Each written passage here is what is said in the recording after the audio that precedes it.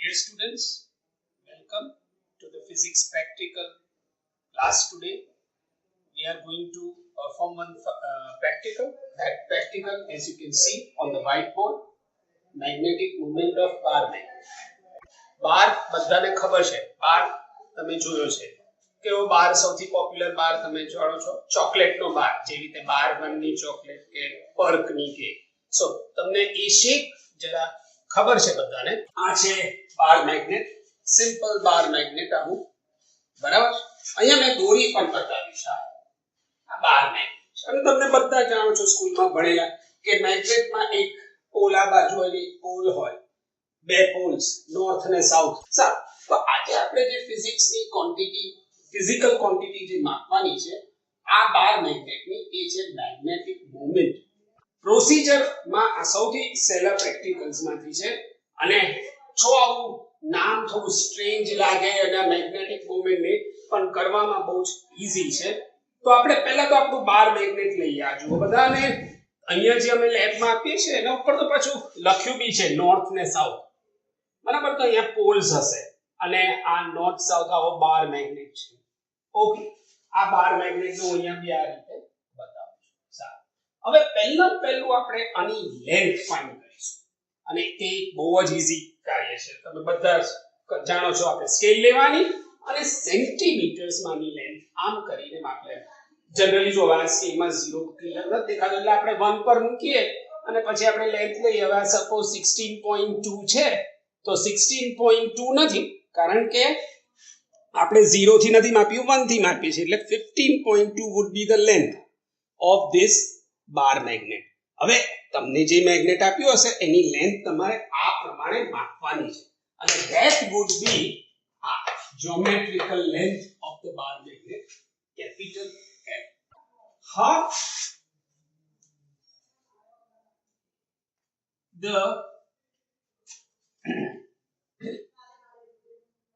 Half the magnetic length of bar magnet. હવે અહીંયા confuse ના થતા, વર્ડ ઇમ્પોર્ટન્ટ છે. Magnetic length, half of the magnetic length. આ જ્યોમેટ્રિકલ લેન્થ. હવે જ્યોમેટ્રિકલ લેન્થ શું છે અહીંયા ફિગરમાં ફરીથી જુઓ. મેગ્નેટ જે આ ફિઝિકલ મેગ્નેટ છે એનો એક છેડોથી બીજો છેડો આપણે આમ નજ માપ્યો, તમે જો 15.2 સેન્ટીમીટર આવ્યો, તો એ આ લેન્થ છે. પણ તમે બધા જાણો છો, સ્કૂલમાં થોડું તમે ડાયાગ્રામ્સ જોયા છે તમારી બુકમાં અને ટેક્સ્ટ બુક્સ કે ટીચર જ્યારે ભણાવતા હોય કે આ મેગ્નેટ હોય તો મેગ્નેટના પોલ્સ થોડા અંદરથી હોય આવી. એટલે મેગ્નેટિક જે લેન્થ છે ને, it is defined as the length between the poles. આ પ્રમાણે જે મેં અહીંયા પણ બતાવ્યું છે કે that length is 5/6 of the geometrical length, which is capital L. બરાબર? 5/6 of the geometrical length is magnetic length. એટલે half the magnetic length એટલે આનું આપણે 1/2 કરવું પડે અને એટલે આપણને આ મળશે 5/12 of L. અહીંયા તમે જુઓ છો એક ઇન્સ્ટ્રુમેન્ટ પડ્યું છે, પણ એ પહેલા આપણે આપણું મેગ્નેટ લઈને દૂર મૂકી દેવાનું. એ એટલા માટે કે આ ઇન્સ્ટ્રુમેન્ટમાં મેગ્નેટ છે અને આ જે ઇન્સ્ટ્રુમેન્ટ છે આખું, એને ડિફ્લેક્શન મેગ્નેટોમીટર કહે છે. ડિફ્લેક્શન મેગ્નેટોમીટર. આ જે ગોળાકારનું ડાયલ જે દેખાય છે ને એમાં નીડલ્સ દેખાય છે ને કંઈ ખલે છે, આ તો હોકાયંત્ર, ગુજરાતીમાં જેને તમે હોકાયંત્ર કહો કે ઇંગ્લિશમાં compass, to show north south. Actually એટલે એક નોર્થ સાઉથ તમને ડાયરેક્શન બતાવી દે એટલે તમને બીજી બધી ડાયરેક્શન ખબર પડી જાય. એમાં શું હોય છે એ બી તમને ખબર છે. એમાં ફ્રી ટુ મૂવ હલકું મેગ્નેટ હોય છે, જે એટલું હલકું હોય છે તો આપણે એને મેગ્નેટિક નીડલ કહીએ છીએ. એટલે આમાં તમે જુઓ તો આ લાલ અને કાળું ભાગનું જે નાનું છે એ એકચ્યુઅલી મેગ્નેટિક નીડલ છે. આ મેગ્નેટિક નીડલ છે, એ મેગ્નેટ છે અને એ ફ્રી ટુ મૂવ છે. અને ફ્રી ટુ મૂવ એટલે શું કે એક અણી પર એ આ રીતે બેલેન્સ કરેલું છે. આ નીડલ હોય અને એક પોઈન્ટ પર આમ છે અને આમ ખસી શકે. એને કઈ રીતે ફ્રી મૂવમેન્ટ છે. તો આ ફ્રી ટુ મૂવ મેગ્નેટ અર્થ ની મેગ્નેટિઝમ પ્રમાણે અલાઇન થાય છે અને એટલે તમે હમણાં જુઓ છો કે આ અત્યારે જે નીડલ હલી રહી છે ધીરે રહીને સ્થિર થશે અને એનો આ લાલ ભાગ જે પેઇન્ટ કર્યો છે એ નોર્થ બતાવશે જ્યારે સ્થિર થશે ત્યારે. અત્યારે નોર્થ બતાવી રહ્યું છે પણ એક્ઝેક્ટ નહીં, પણ આપણે એને સ્થિર થવા દેવાનું એ નોર્થ, અને એટલે એનો ઓપોઝિટ પાર્ટ એટલે બ્લેક કલરનો જે દેખાય છે એ સાઉથ તરફ છે. હવે આ જે મેગ્નેટિક નીડલ છે એના ઉપર તમે જોઈ શકો છો બે પતલી સોય જેવું કશું દેખાય છે અને એને આપણે પોઇન્ટર્સ કહીશું. હવે ધ્યાન રાખજો, એ કોઈ મેગ્નેટ નથી, એ ખાલી મેગ્નેટ પર ચિપકાયેલી છે, મેગ્નેટ જોડે એટલે જોડાયેલી છે. એટલે મેગ્નેટિક નીડલ લાલ કાળા રંગની અને એના પર લગાયેલા પોઇન્ટર્સ, પણ એ પોઇન્ટર્સની પોઝિશન જુઓ, એ પોઇન્ટર્સની પોઝિશન એ મેગ્નેટથી પરપેન્ડિક્યુલર છે, એકદમ પરપેન્ડિક્યુલર ક્રોસમાં છે.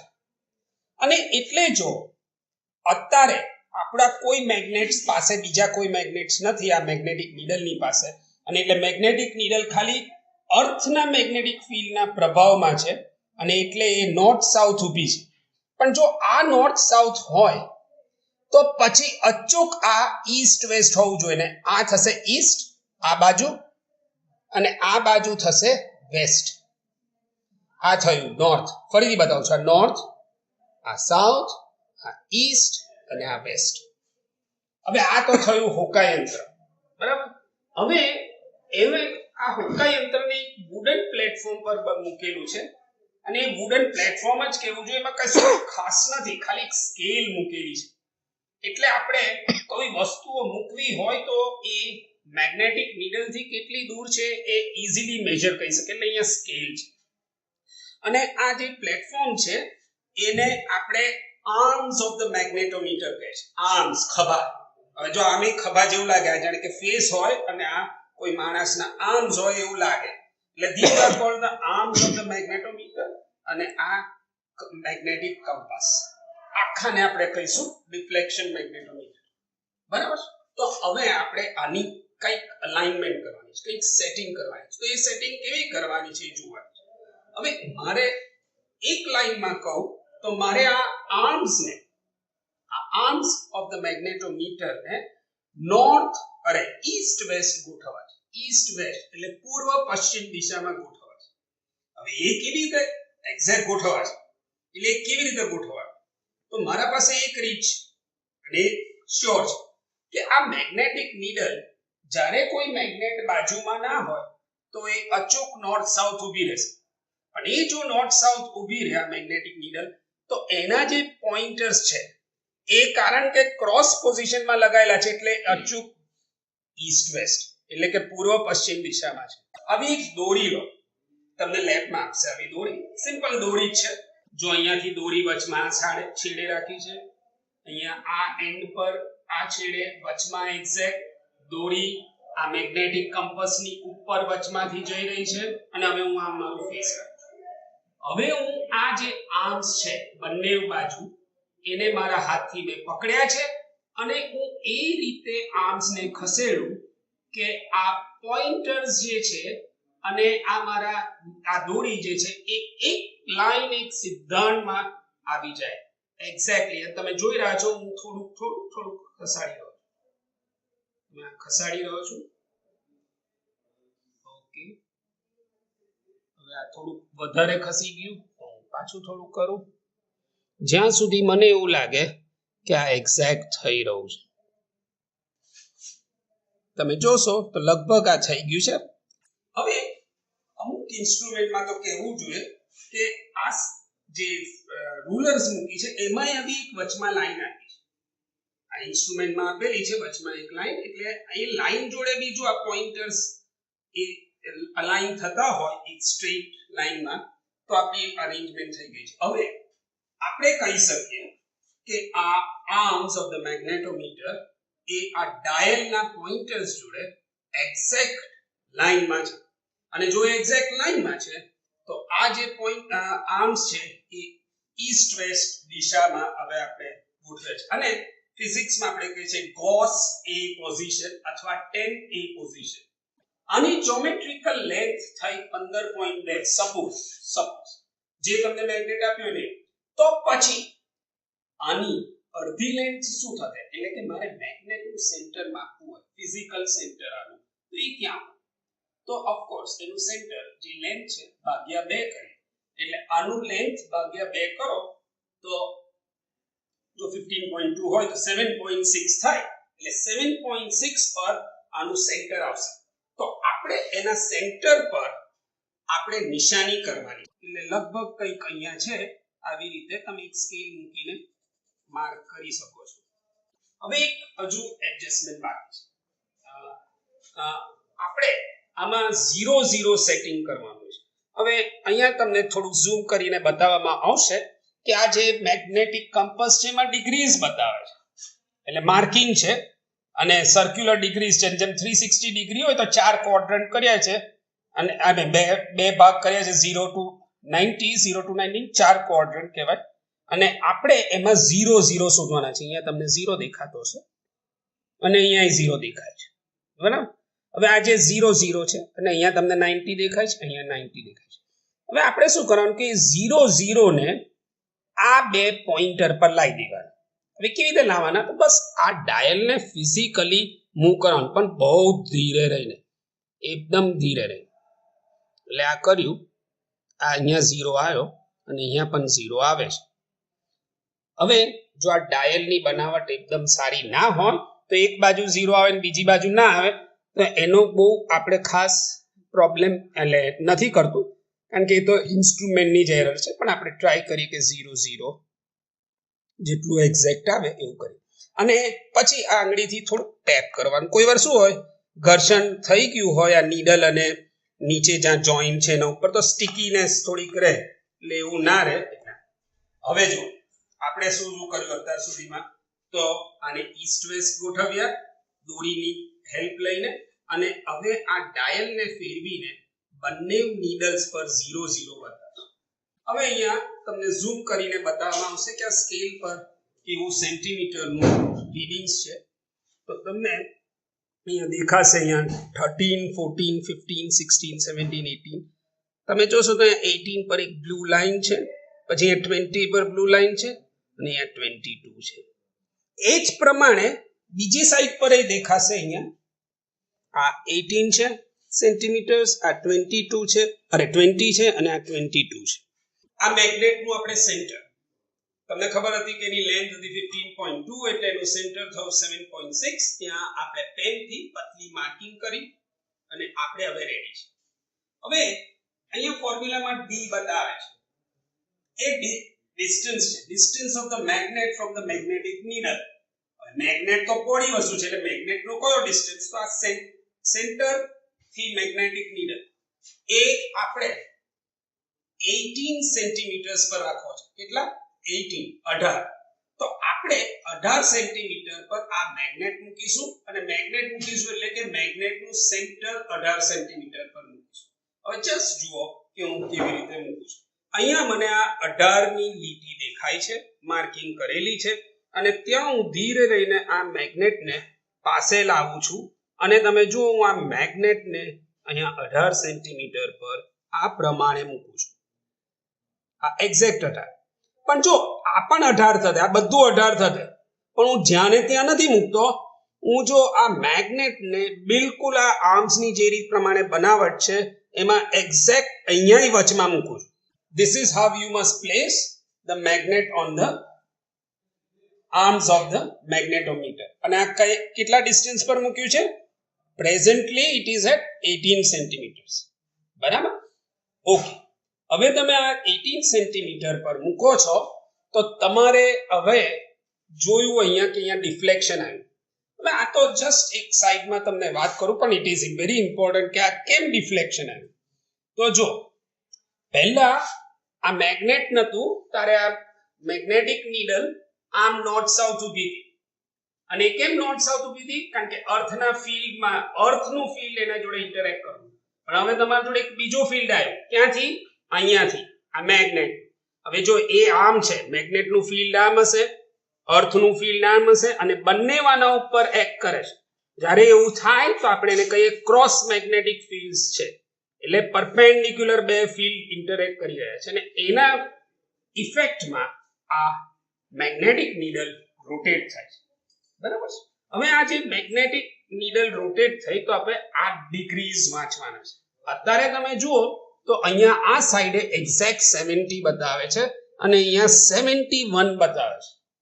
જો આપણું ડાયલ એક્ઝેક્ટલી પરફેક્ટ બનાવ્યું હોય ને તો સાચું કહું બંને બાજુ 70 જ દેખાવું જોઈએ, પણ જે હોય આપણે જે રીડિંગ દેખાય એ જ લખવાની. એટલે અહીંયા 70 દેખાય છે અને એ 71.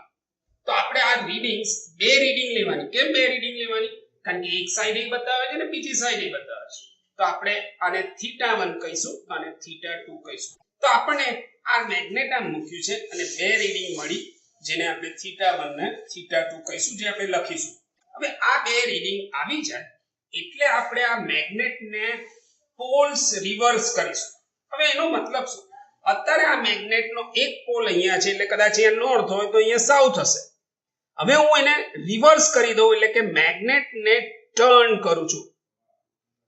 એટલે જે આગળ પોલ હતો ફેસિંગ ધ નીડલ એ પાછળ જતો રહ્યો અને પાછળનો પોલ એ હવે નાવ ફેસિંગ ધ નીડલ અને 18 પર જ. હવે જો અને આ થઈ જાય એટલે સ્થિર થવા દો. હા, આ એક થોડુંક આવું ટક ટક કરવાનું હંમેશા, એટલે જો નીડલ કસે ચોંટી ગઈ હોય તો એવું રહે. હવે બંને બાજુ રીડિંગ આપણે જોઈએ. આ વખતે બી અહીંયા 71 છે અને આ વખતે અહીંયા પણ 70 ને 71 ની વચમાં છે એટલે 70 ચાલે, 71 બી ચાલે, તમને જે દેખાય તે.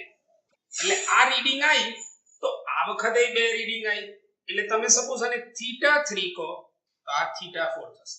સપોઝ આને θ3 કહો તો આ બાજુની રીડિંગ θ4 થશે. એટલે બે રીડિંગ પાછી આપણને મળી. ક્યાં મળી? જ્યારે મેગ્નેટને રિવર્સ કર્યું, એના પોલ્સ રિવર્સ કર્યા અને 18 સેન્ટીમીટર પર જ રાખ્યા. ટોટલ કેટલી રીડિંગ આ બાજુ લીધી? 4. પહેલા θ1 θ2 અને મેગ્નેટ પછી આપણે ફેવી માર્યું અને પાછી રીડિંગ લીધી θ3 θ4. હવે આ જ પ્રોસિજર બિલકુલ જે આપણે આ સાઈડે કર્યું છે એ જ પ્રોસિજર આપણે આ સાઈડે કરીશું. હવે આ મેગ્નેટને ઉઠાવું છું અને અહીંયા 18 સેન્ટીમીટર પર લાવું છું. હવે આ નીડલને આપણે સ્થિર થવા દઈએ અને જોઈએ કે રીડિંગ શું આવે છે. હવે આ થઈ ગઈ. અહીંયા 70 એક્ઝેક્ટ બતાવે છે અને અહીંયા 70 બતાવે છે. હવે જો આ બાજુ જે ચાર રીડિંગ થઈ એ θ1 θ2 ટર્ન મેગ્નેટ ફેરવ્યું θ3 θ4. હવે આ બાજુ પર 18 પર મૂકી છે તો હવે આ રીડિંગ્સને આપણે કહીશું θ5 ને θ6. નહીં તો જો આને θ5 કહો તો આ θ6. એટલે θ5 ને θ6 બે રીડિંગ બીજા બે મળ્યા. હવે તમને ખબર છે કે હું શું કરવાનું છું. પાછું પોલ્સ રિવર્સલ કરીશ મેગ્નેટનું. એ કેવી રીતે? આ મેગ્નેટ લીધું અને ત્યાં જ એક જગ્યા પર પાછું ફેરવી મારો અને શાંતિથી બિલકુલ હલે નહીં ઇન્સ્ટ્રુમેન્ટ એ રીતે પાછું આ મેગ્નેટનું સેન્ટર એટલે કે બ્લુ લાઈનને 18 પર કરો.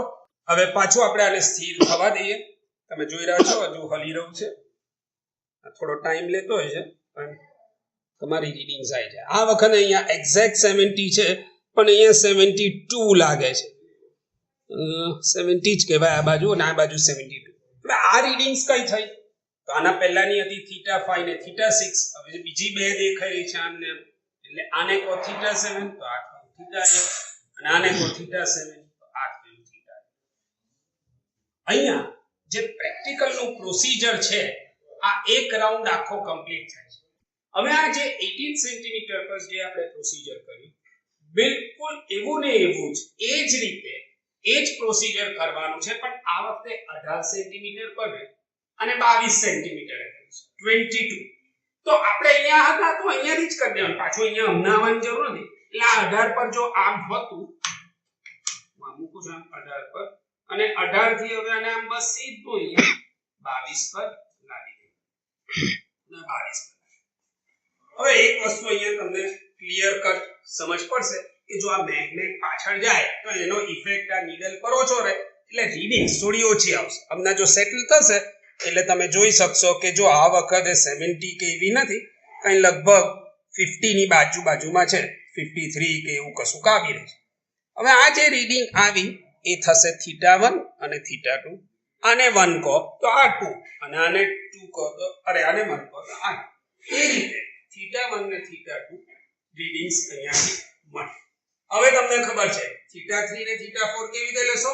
આ જ મેગ્નેટ ને 22 જ સેન્ટીમીટર પર પાછું પોલ્સ રિવર્સલ માટે ફેરવી દો અને આ પ્રમાણે મૂકો. આ પ્રમાણે એટલે મેગ્નેટ નું સેન્ટર 22 પર અને મેગ્નેટ બિલકુલ આ આર્મ્સ ની વચમાં આ પ્રમાણે સેટલ થાય. પાછી રીડિંગ લઈશું θ3 θ4 બરાબર છે.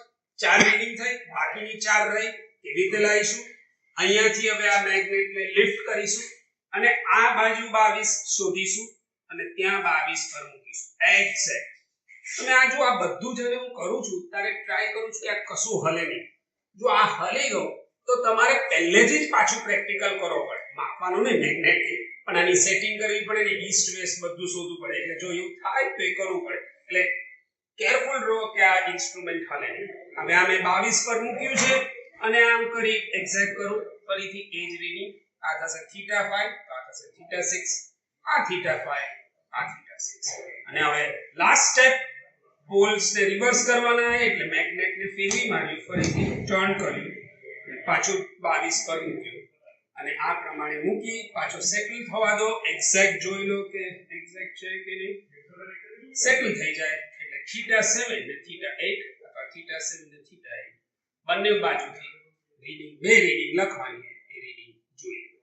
આ પ્રમાણે 18 સેન્ટીમીટર્સ માટે 8 ડિગ્રીઝ મળશે. 8 થીટાસ θ1 to θ8 અને 22 સેન્ટીમીટર પર આપણે મેગ્નેટ મૂકીને θ1 to θ8 બંને બાજુ મૂકીને આપણે રીડિંગ્સ લીધા. અહીંયા જે ખાલી પ્રયોગ કરવાનો પાર્ટ છે એ અહીંયા બિલકુલ પતી જાય છે.